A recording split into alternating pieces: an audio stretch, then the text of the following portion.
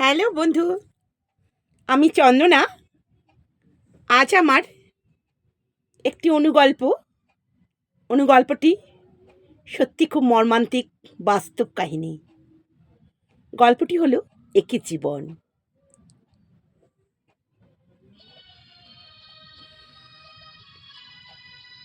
আমার পরাণের দুয়ার খুলে নিজেকে দিলাম তোমার চরণ পাতে।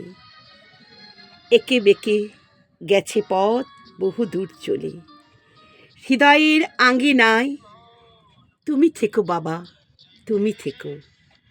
শীতের সকালে হিমের পরশ, শিশির উষ্ণতায় তোমার ছোঁয়া। তোমাকে খুঁজি বাবা, আজও আজও তোমাকে খুঁজি।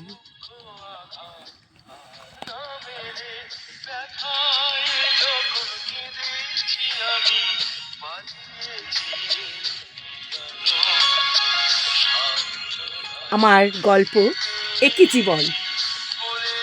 মা, তোর কাছে কিছু টাকা হবে? কিছু টাকা? উমা শুনে অবাক চোখে তাকালো বাবার দিকে। বাবা আমার জীবন, বাবা আমার প্রেরণা, বাবা আমার সুখ দুঃখের সাথী। বাবা এমন করে কখনো তো বলেনি কোনোদিন, কিন্তু আজ ভোর না হতেই বাবা আমার কাছে এসে বলল, তোর কাছে মা কিছু টাকা হবে?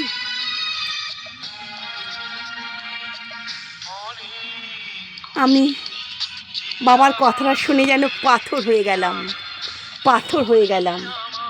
যে বাবা বড় করতে কোনো দিন পিছুপা হয়নি, যা চেয়েছি তাই এনে দিয়েছে। আজ কিছুদিন আগেও বাবা আমার সকল ইচ্ছা পূরণ করেছে। আজ আমার কাছে বাবা টাকা চাইল। উমা ছুটে গিয়ে পাশের ঘরে গিয়ে দরজাটা বন্ধ করে দিল। একটু পরে এসে বলল, বাবা বাবা একটু বসো, আমি আসছি। ফাটা গলায় সে কান্না, সে কি কান্না!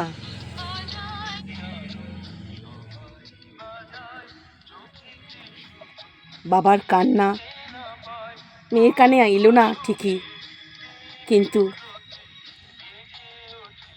বুক ভাসিয়ে দিল। 5 মিনিটের পর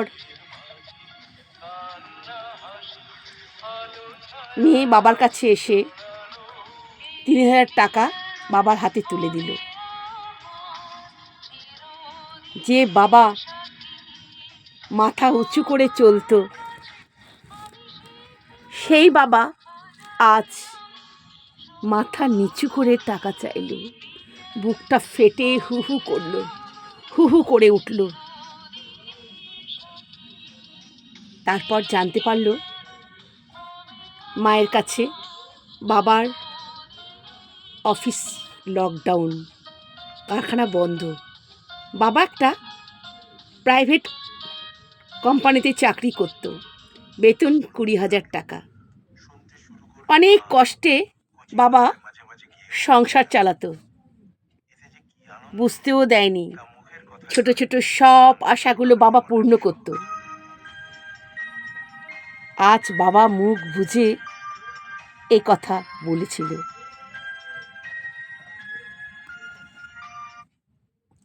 তাই এত মন আহাকার। হাজার খাটুনি, তবুও বাবার ঘাম ঝরা, তবুও মুখে হাসি ছিল, বুকে জড়িয়ে ধরত। আজ খুব কষ্ট হচ্ছে উমার। ঈশ্বরের কাছে নিবেদন জানাচ্ছে, হে ঈশ্বর, মধ্যবিত্ত পরিবারের কেন জন্ম, কেন রেখেছো মধ্যবিত্ত? এদিকে মা বাবাকে বলছিল, একটু একটু কানে এসেছে, যে আজ চাল ডাল মাত্র 10 দিন চলবে, ছেলে মেয়ের মুখে ওইটুকুনি আহার দিতে পারবো। যাও না গো, তুমি তোমার বন্ধুর বাড়ি থেকে কিছু টাকা ধার নিয়ে আসো না। বাবা তো বলল, আমার মতো আমার বন্ধুদের সবারই তো লকডাউন, কি করে কোন মুখে চাইবো টাকা বলতে পারো? সুষমার বয়স 18, আঁকার টিউশনি করে চালায়। এইটুকু টাকা দিয়ে কি করে চালাবে? ছোট্ট ভাই আছে, ভগবানের উপর আজ উমার খুব রাগ হচ্ছে, খুব কষ্ট হচ্ছে। এই মধ্যবিত্ত ঘরে জন্ম, প্রতিটি মানুষ না লাইন দিয়ে খাওয়ার নিতে চাইতে পারবে, না চুরি করতে পারবে, না যে কোনো ছোটো কাজ করতে পারবে। মধ্যবিত্ত ঘরের জন্ম মানে অনেক কষ্ট। যা আছে কুড়িয়ে কাড়িয়ে জিন তো চলে যাচ্ছে, তারপর কি হবে? কান্নায় ভেঙে পড়ল উমা। পেট ভরে খাওয়া জুটবে না, মানুষগুলো উপোস করে থাকবে না মরবে। বড্ড ভয় করছে, বড্ড ভয় করছে বাবার এই মুখটা দেখে। এই হিংস্র সমাজের উপর লজ্জা হয়, রাগ হয়।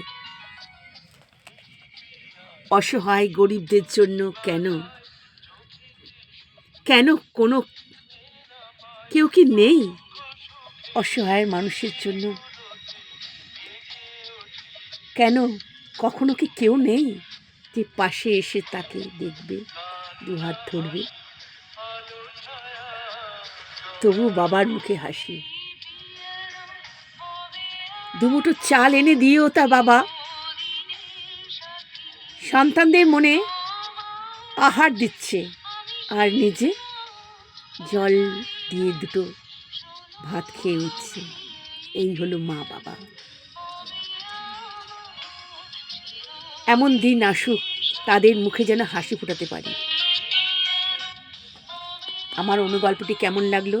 খুব বাস্তব কাহিনী, কারো না কারো না জীবনের কাহিনী মিলে যাবে।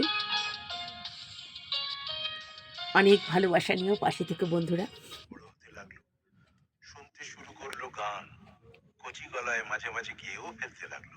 বাবার কথা মনে পড়ে। আনন্দ তা মুখের কথায় নয়, গান গিয়ে শোনানোই। বাবা সে বাবাই হয়, তাই না?